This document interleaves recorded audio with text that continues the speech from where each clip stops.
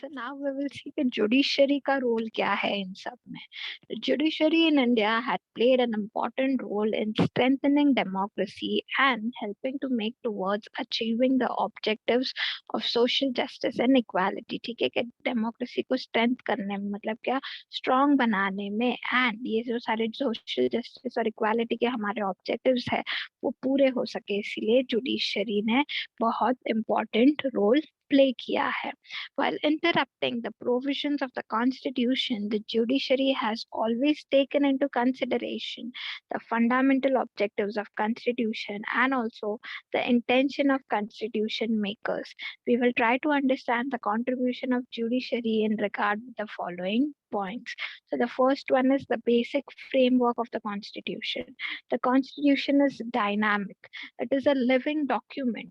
The Constitution has to change according to changing conditions and Parliament has a power to make those changes. ठीक है कि as per जैसे हम आगे आगे जाते रहेंगे चीजें चेंज होती रहेगी एंड हमें कॉन्स्टिट्यूशन कहीं ना कहीं पे उनका कोई एक लॉ या कोई एक रूल कहीं ना कहीं पे फ्यूचर में चेंज करना पड़ेगा एंड किसके पास ये राइट है पार्लियामेंट जो है उनके पास ये पावर है कि वो जो कॉन्स्टिट्यूशन है उसको चेंज कर सके.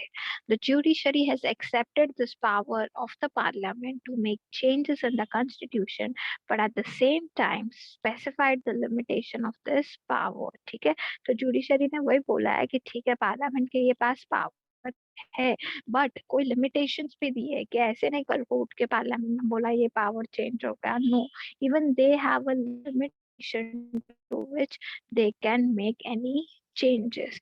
The judiciary has taken a stand that the parliament, while amending the constitution, cannot alter the basic structure of constitution. ठीक है तो ये एक लिमिटेशन डाल दिया है कि आप भले ही कोई भी रूल अगर आप चेंज कर रहे हो बट जो उसका बेसिक स्ट्रक्चर है ना कॉन्स्टिट्यूशन का वो आप चेंज नहीं कर सकते हैं.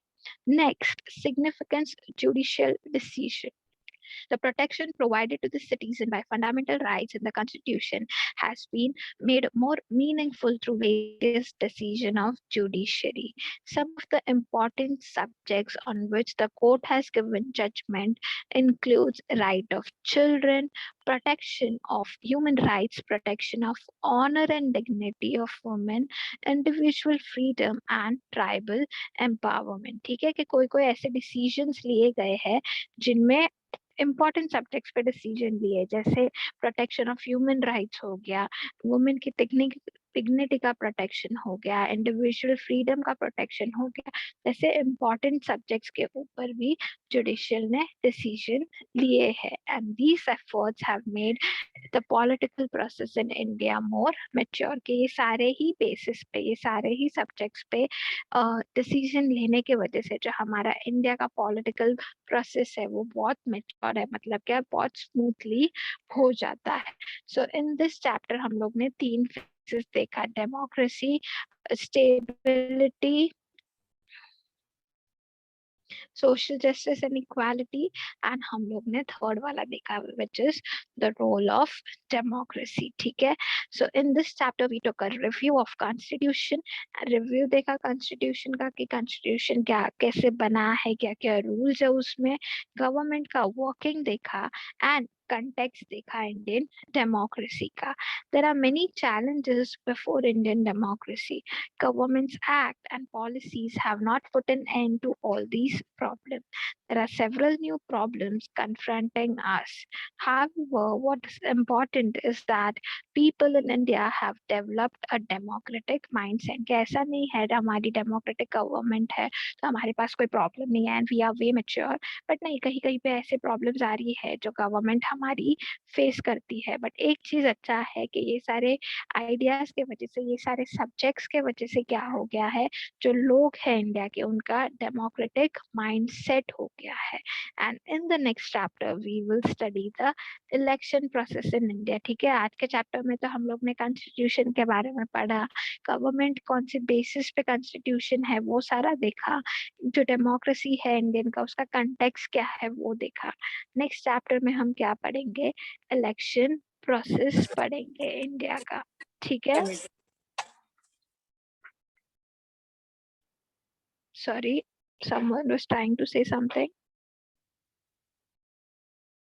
Okay, now we will discuss the question answer.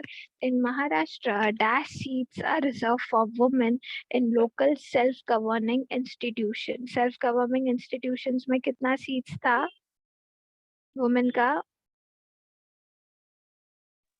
50%. 50%. Right.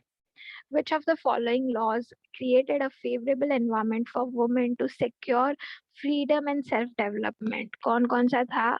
ये देखो, राइट टू इंफॉर्मेशन तो कुछ काम का नहीं था. फूड डावरी हेल्प किया, right? Dowry was something which helped women. तो डावरी आ जाएगा, dowry system. The essence of democracy is death. Universal adult franchise, decentralization of power, policy of reservations of seat या judicial system. Decentralization of power. Democracy मतलब क्या मैंने बोला ना, that every 18 plus should have right to vote no matter what. वो कौन से country के है, सॉरी कंट्री नहीं, कौन से रिलीजन के है, कौन सा उनका जेंडर है, कोई भी. डेमोक्रेसी मतलब क्या? Every 18 plus. Universal adult franchise क्या मतलब ही क्या, कि जो भी 18 प्लस है, जो अडल्ट है, जो 18 प्लस है, उन्हें क्या है, उन्हें राइट है वोट करने का. Next, state whether the following statement is true or false and give reason. Indian democracy is considered as the largest democracy in the world. Is it true or false? True.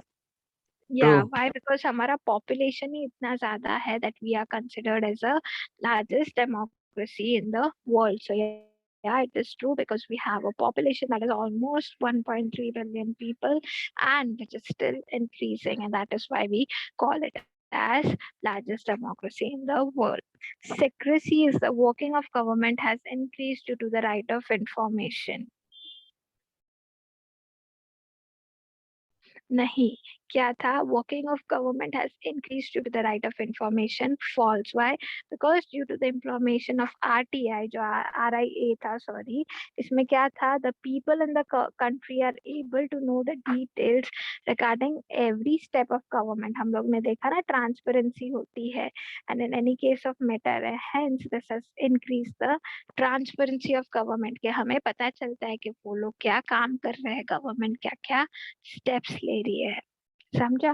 The nature of constitution is same, a living document, right? ये हम लोग ने अभी last में देखा. It is true कि ये कैसे है, चीजें आगे बदलती है, तो कोई कोई लॉ कभी कभी हम चेंज कर सकते. तो या it is a life document. Why? Because it is building base of our democratical political ecosystem.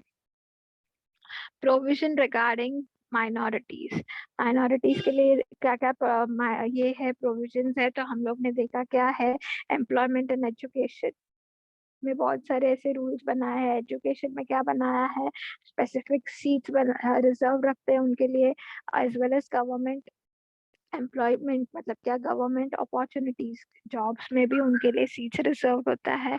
और क्या होता है, ये मेंटेन किया जाता है, ये देखा जाता है कि उनको कौन से भी उनके कास्ट, रिलीजन, लैंग्वेज, रीजन के बेसिस पे डिस्क्रिमिनेशन ना हो, एंड इनके ये सारे जो राइट्स है वो क्या हो, प्रोटेक्ट हो. This is a comprehensive provision for minorities which fundamentally protects their right to equality, freedom, right against exploitation, culture and education rights. Policy of reservation of seats. The reservation of seats का क्या policy होता है? तो हम लोग ने देखा क्या होता है,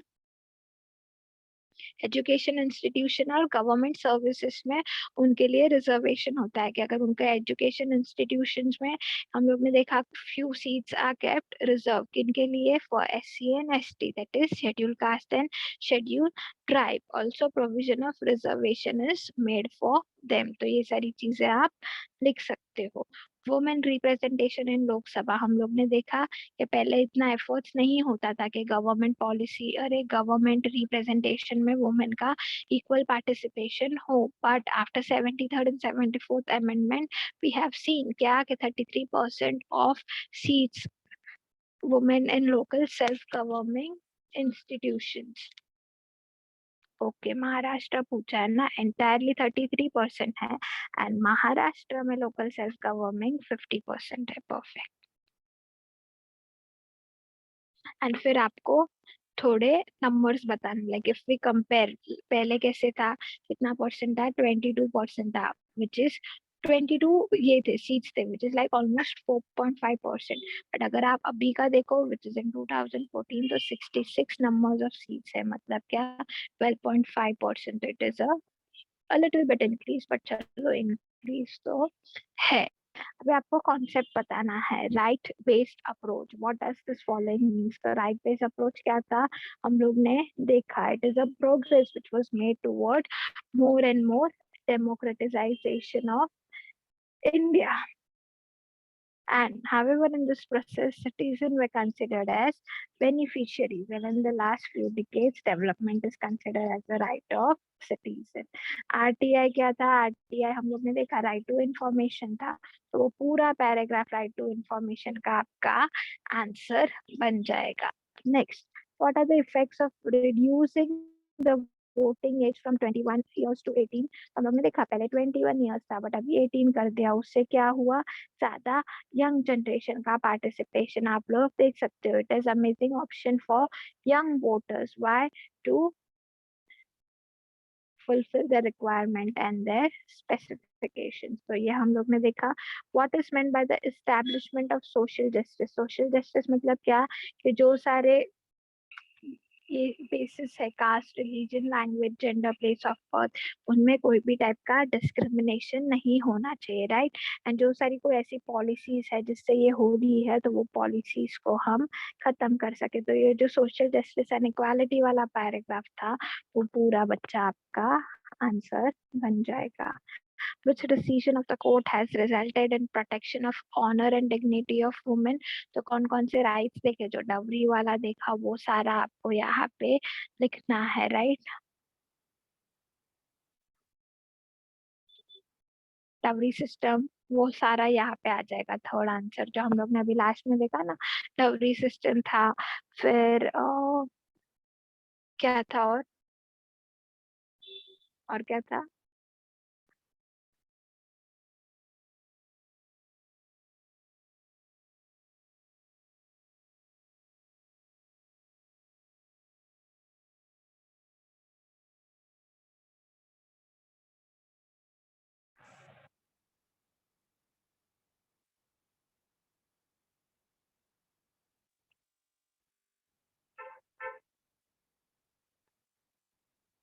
ये वाला, ये पूरा आ जाएगा, लॉज रिलेटेड टू वुमेन के क्या क्या गवर्नमेंट ने ऐसे हेल्प किया, तो ये वाला पूरा लॉ, और ये जो गवर्नमेंट में जो सीट्स बताए गए, ये वाला पार्ट, तो ये दोनों आप इंक्लूड कर सकते हो। समझा सबको?